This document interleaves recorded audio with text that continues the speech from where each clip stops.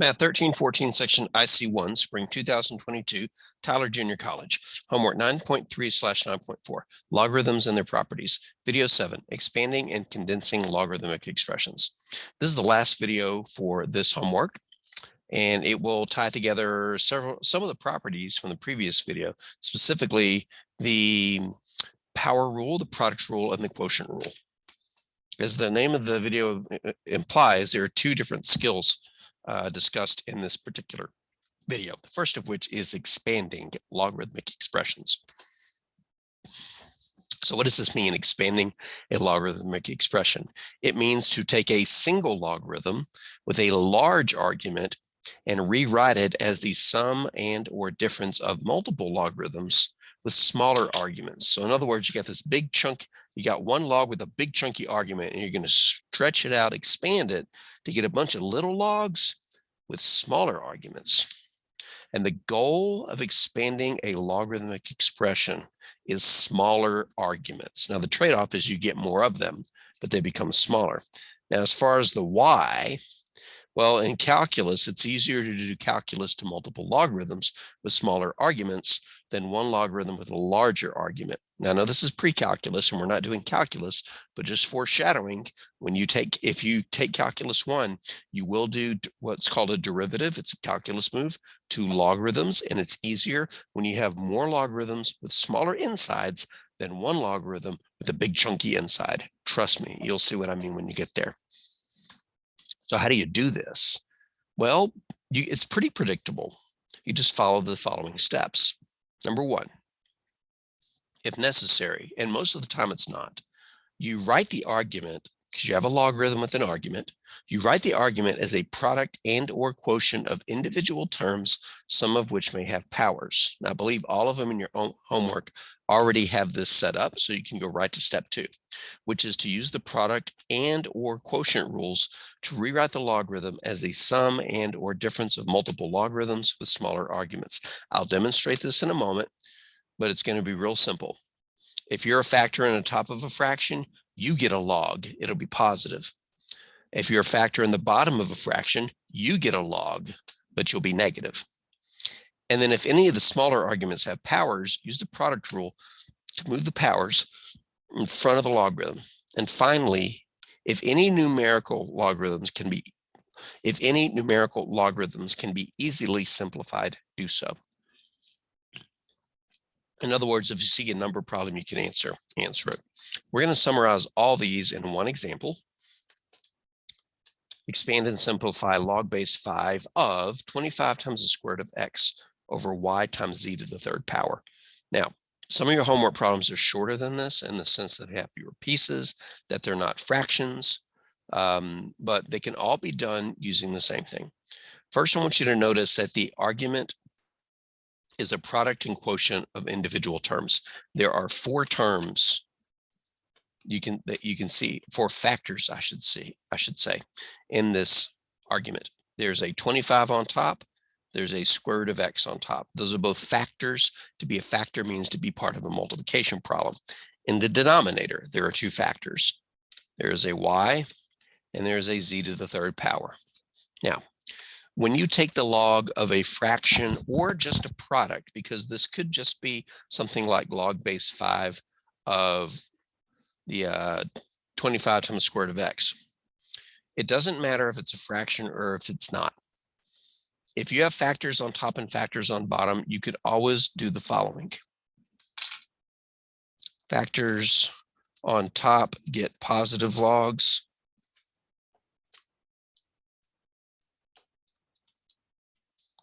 And factors on bottom get negative logs. And the reason that's true is because the quotient rule, just to remind you how the quotient rule goes, says if you have a log any base of a fraction, we'll call it m over n, then it's the log of the top, log base b of m, minus the log of the bottom, log base b of n. Okay, that's getting kind of out of control. Let's make, what's going on? Why is, okay. It took me out of Zoom for a second. Let me write this a little bit better. Oh, please come back. Okay.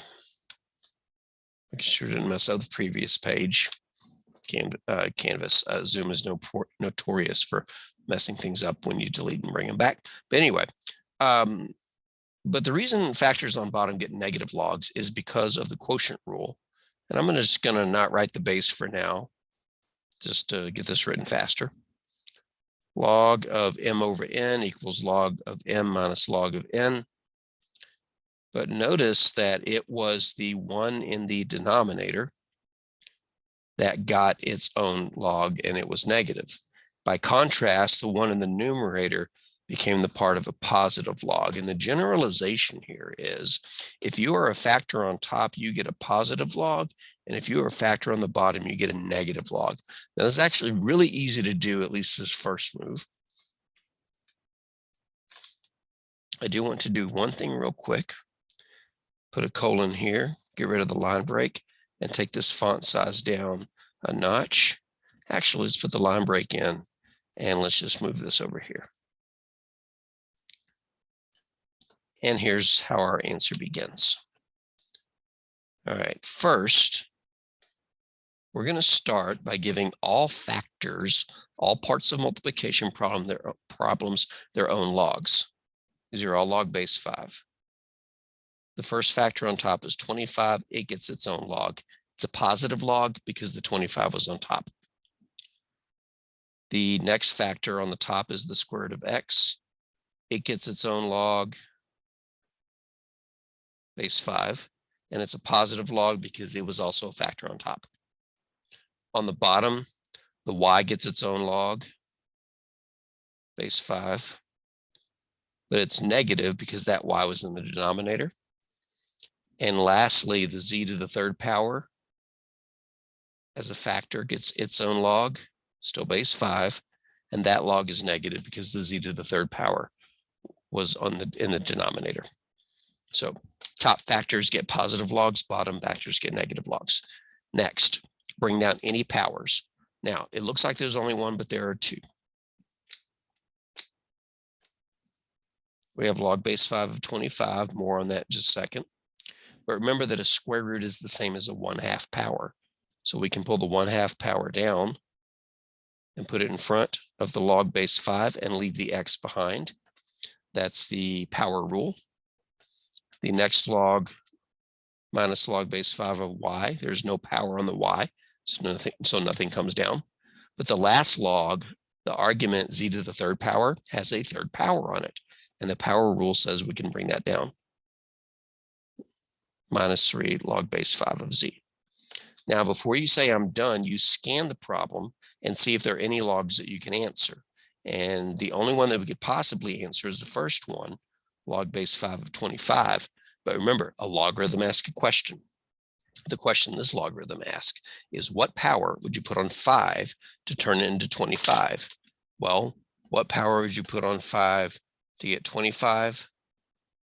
This power, 5 to the second power. I'm trying to make my fingers not disappear. The answer to that log is 2. Log base 5 of 25 is 2 because 5 to the second power is 25. So we can answer that logarithm, call it 2, plus 1/2 log base 5 of x minus log base 5 of of y minus 3 log base 5. Come back here.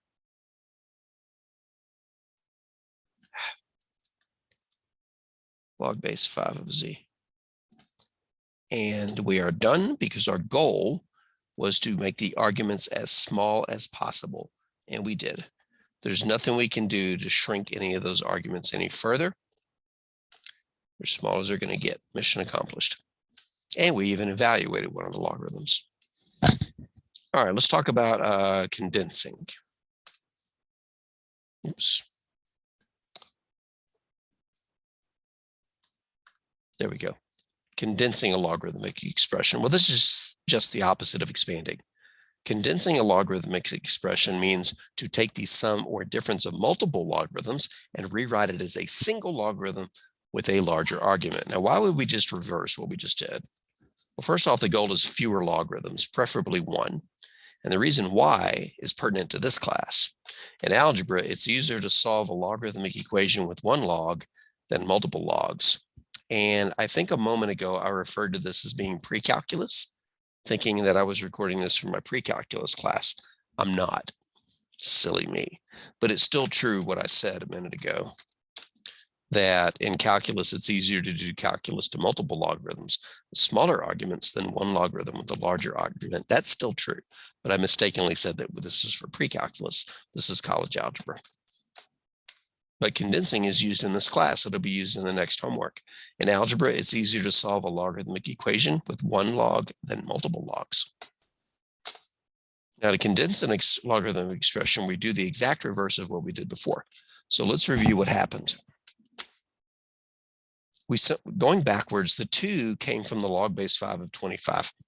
Let's just pretend for a second that we start there. If I can get this to do what I want. Let's say that we start here. Could we go backwards and put it into this? Well, yeah, we could take the numbers in front, put them back in as exponents, and mush it all back together. That's really all condensing is. If necessary, use the power rule to move any coefficients into the arguments as powers, and then use the product or quotient rules to rewrite as a single logarithm. The argument of any positive logarithm becomes a factor in the numerator of the new argument, and the argument of any negative logarithm becomes a factor in the denominator of the new argument. It's actually pretty quick. We'll take a look at one example and wrap this up. Condense into one logarithm. We have 5 times the natural log of A minus 6 times the natural log of B plus 1/2 times the natural log of C minus 2/3 times the natural log of D. Now remember, natural log means log base E, but the base here really doesn't do anything unless you simplify an expression, a numerical expression, which we're not doing. All right, so how do we do this? Well, first we have to move the powers back in. Right now they're in front, and all of them have coefficients, and they're all going to move in as powers. So visually, you can think of these numbers coming in as exponents. Our first logarithm, natural log, has an argument of A, but the 5 will move in as a power, minus the second logarithm, natural log of B, the 6 is going to come in as a power, plus the next logarithm is C, and the 1/2 will come in as a power. Now, the minute I see that 1/2 power, I'm thinking I could rewrite this as the second root of C to the first power, or the square root of C. And I will do that in a moment. And minus on the last one, we have the natural log of D, but the 2/3 comes in as a power on the D. And the same thing, I'm thinking of that as the cube root of D to the second power. So when I put all these together in one more move, I'm going to rewrite these as radicals. Whether or not that's necessary for the homework, not 100% sure. The instructions should tell you. If not, you should be able to do it and get a correct answer, or you should be able to not do it and still get a correct answer. Now, let's put all this together. We can do this in one move. When you are condensing and you're ready to make one log, scan the current expression for any negatives. If there are any negatives in front, set up a fraction inside the argument. Now, if they were all positive, I would not. If they were all positive, I would just use the product rule to put them all together side by side by side by side. But it's the presence of a negative sign in front of a logarithm when you're condensing that says we're going to need a fraction bar. And then the rest is easy. If you are an argument from a positive log, I put you on top as a factor. The first log is positive. Its argument goes on top. Its argument is a to the 5th, a to the 5th on top. The second log is negative. Let's do that in a different color. The second log is negative minus ln b to the 6th. Because of the negative sign in front of that log, its argument goes in the denominator. B to the 6th will go in the denominator. Now, all of these are going in as factors, either up top or on bottom. So whenever I put them on the same side, we just multiply. The next logarithm is positive, which means that its argument, c to the 1/2, will go in the numerator. Now, I could write c to the 1/2, or you could write it as the square root of c, the second root of c to the first, but the 1 is implied, as is the 2, so we could just write the square root of c. And then finally, the last logarithm is negative, which means its argument, d to the 2/3, will go in the denominator. Now, I could write d to the 2/3, or I could write it as the cube root of d squared. Both of those would be correct. And we've met our goal. Fewest possible logarithms, one big chunky argument. The ones in your homework aren't this bad. I don't know if, I'm pretty sure none of them get this bad. I think they're all easier than that. But that wraps up this particular homework. And if you have any questions, you know how to reach me.